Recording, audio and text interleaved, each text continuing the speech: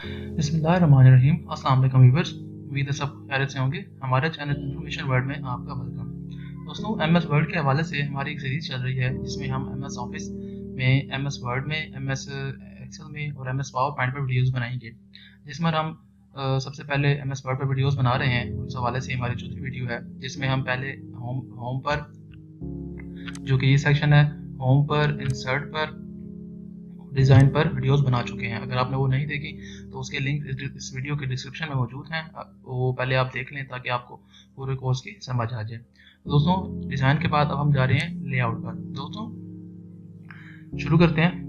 दोस्तों, लेआउट जो होता है वो एक ऐसा होता है कि आप जो डॉक्यूमेंट में आप काम कर रहे हैं, जो भी आप डॉक्यूमेंट या पेज जिस पे भी आप कर रहे हैं, तो उसके मार्जिन्स, उसके पेज का साइज़, उसके पेज का अलाइनमेंट, उसका ओरिएंटेशन क्या हो, वो लैंडस्केप में आए, हॉरिजॉन्टल में आए, एंगल में आए, तो वो उसको जो भी उसका हम मैनेजमेंट करते हैं वो इस लेआउट सेक्शन में करते हैं। दोस्तों, शुरू करते हैं कि सबसे पहले ये मार्जिन्स आ गया कि आपके मार्जिन्स जो है वो आपके जो भी आप डॉक्यूमेंट और पेज है उसके इतराफ़ में आप कितना मार्जिन रखना या छोड़ना चाह रहे हैं। तो जैसे इसको आप देख रहे हैं, जो ये आपको यहाँ सामने शो हो रहे हैं, तो जैसे जैसे जो भी आपको रिक्वायर्ड इनमें से आप सेलेक्ट कर लेंगे। नॉर्मल होंगे तो ये नॉर्मल हो जाएगा, नैरो करेंगे तो बिल्कुल ही सफ़े के या आपके पेज के अतराफ में कोई मार्जिन नहीं रहेगा और बिल्कुल ही साफ लग जाएगा। मॉडरेट में करेंगे तो ये मॉडरेट में आ जाएगा, थोड़ा सा ऊपर से, थोड़ा सा नीचे से, साइडों से, तो ये इस चीज़ के लिए हो जाए। इसके बाद दोस्तों आ जाता है ओरिएंटेशन, कि आप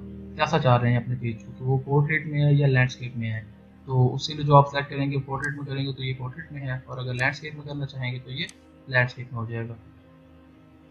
उसके बाद दोस्तों आ जाता है पेज साइज़। दोस्तों, आपको मुख्तलिफ किस्म के साइजेस मिलते हैं जब आप काम कर रहे होते हैं। उसमें लेटर होता है, लीगल होता है, टैबलॉइड होता है, ए सीरीज़ है, A3, 4, 5 और इस तरह के हो गए, और एनवेलप साइज होता है। तो जो भी आपको रिक्वायर्ड, जो भी आपका पेपर हो, वो आप पहले वर्किंग करने से पहले इसमें यहाँ सेट कर लेंगे। तो दोस्तों, ज़्यादातर A4 जो है वो पेपर यूज़ होता है। उसके बाद आप देख लेंगे कि ब्रेक्स। ये ब्रेक्स ये होता है कि आप एक पेज पर काम कर रहे हैं और आप चाहते हैं कि एक इस जो मैं सेट कर रहा हूँ, इस लाइन से अगला पेज स्टार्ट हो जाए। तो मैं यहाँ पर करूँगा, जब ब्रेक करूँगा तो ये इस लाइन से अगला पेज स्टार्ट हो गया। ऊपर वाली लाइनें ऊपर रह गई हैं और नीचे लाइन से अगला पेज स्टार्ट हो गया है, जैसे कि आप देख सकते हैं। ये पेज ब्रेक किस चीज़ के लिए होता है?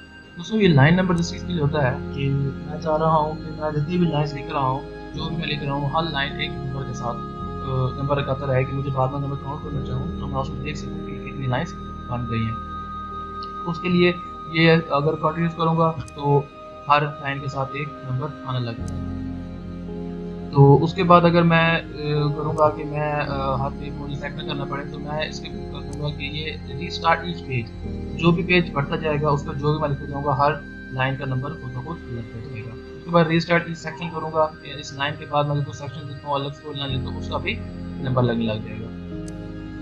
उसके बाद दोस्तों आता है इंडेंट, कि आप अपने इसको टेक्स्ट को कितना इंडेंटेशन करना चाहते हैं, लेफ्ट या राइट। उसके लिए आप देख लेंगे कि अगर आप उसको राइट साइड पर करना चाह रहे हैं तो वो राइट साइड पर हो जाएगा, और अगर लेफ्ट साइड पर करना चाह रहे हैं तो वो लेफ्ट साइड पर हो जाएगा, जैसे कि आप देख सकते हैं।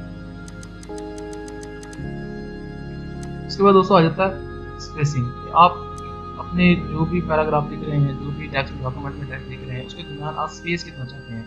जो भी आप उसको करेंगे, वो जो जितना स्पेस रखना चाह रहे होंगे बिफोर और आफ्टर, वो यहाँ से आप सेलेक्ट कर लेंगे अपने डॉक्यूमेंट के रिक्वायरमेंट के मुताबिक। तो दोस्तों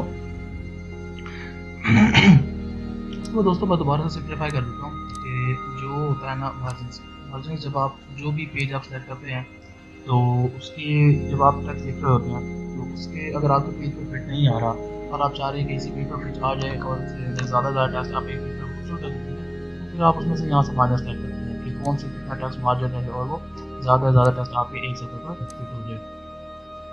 ओरिएंटेशन में यूँ होता है कि आप एक पिक्चर है, कोई आप प्रिंट करना चाह रहे हैं, या कोई आप टेक्स्ट है उसको लिखना चाह रहे हैं, तो उसके लिए जब आप उसको चाहिए लैंडस्केप में, तो आप उसको पोर्ट्रेट में करेंगे तो पोर्ट्रेट में चला जाएगा, तो दोबारा जब लैंडस्केप में करेंगे तो ये लैंडस्केप में हो जाएगा।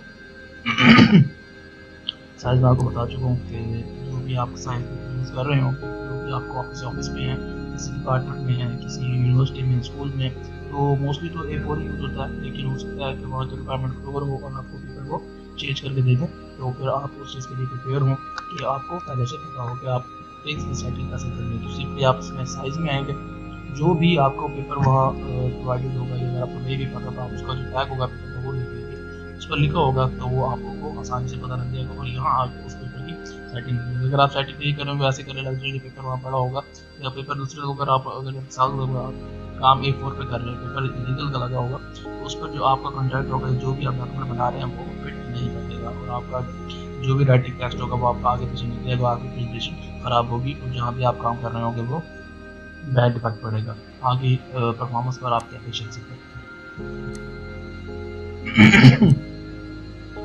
دوسری سی بات دیکھ لیں کہ اگر میں چاہ رہا ہوں کہ میرا ٹیکسٹ جو ہے تھوڑا ہے, ایک پیج پر تھوڑا ٹیکسٹ ہے, اور میں چاہ رہا ہوں کہ خوبصورت طریقے سے میں اس کو پیج پر ہی مینشن کر دوں, تو اس کے لیے میں اس کو یوز کرتا ہوں کالم سیکشن, کہ یہ کتنے کالمس میں شو ہو. میں الگ الگ ڈیٹا میں اس کو الگ الگ ڈیٹا کیٹیگری میں اس کو شو کرنا چاہ رہا ہوں, تو میں اس کو الگ الگ وہ کرنا چلے جاؤں گا کہ یہ میں نے 2 میں کیا ہے, 1 میں کروں گا تو یہ 1 کالم ہو گیا, 2 میں کروں گا 2 کالم میں چلا گیا, 3 میں کروں گا تو یہ 3 کالم میں چلا گیا.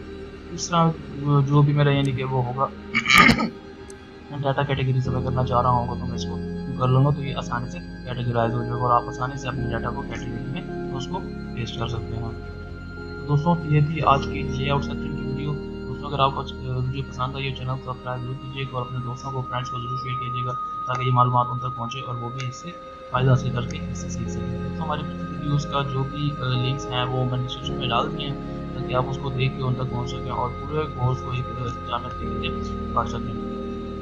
سو اگلی ویڈیو ہم بنائیں گے ریفرنس سیکشن پہ, تو ہمارے چینل کے ساتھ سبسکرائب کریے گا, لائک کریے گا, تاکہ ویڈیو آپ تک پہنچ سکے. اگلی ویڈیو تک اپنا خیال رکھیے گا.